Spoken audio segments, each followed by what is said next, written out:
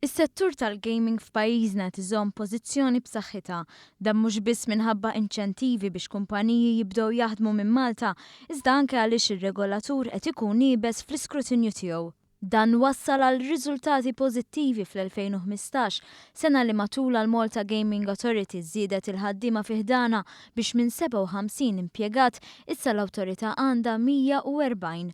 Iċ-Chief Operations Officer Heathcliff Farrugia fisser kif it-tisħiħ fid-dipartimenti kollha wassal ukoll għal iktar skrutinju.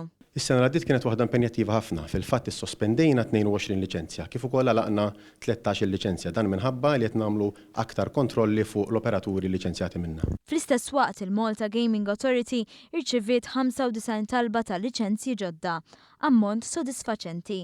Għalkemm l-akbar sodisfazzjon kien li kumpaniji diġà bbażati f'pajjiżna reġgħu resqu l-applikazzjoni tagħhom.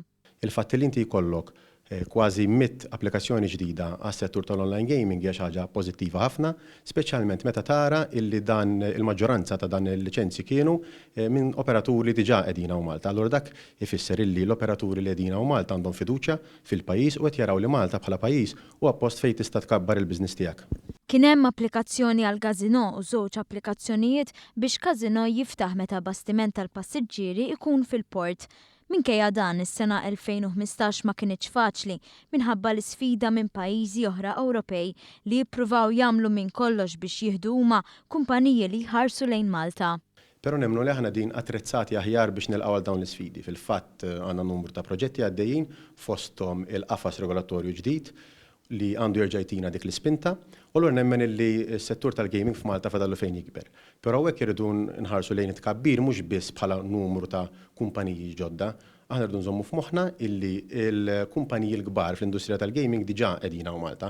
So il-fatt li aħna jirnexxielna inkabru l-operat tagħhom u l-preżenza tagħhom hawn Malta hija xi ħaġa pożittiva ħafna għax fil-fatt ħadd ikkrea mbagħad opportunitajiet aktar ta' xogħol għal-Maltin. Farrugia temm ifakkar li s-settur tal-gaming ilaħħaq l-10% tal-prodott domestiku gross u għalhekk huwa importanti ferm għall-ekonomija Maltija.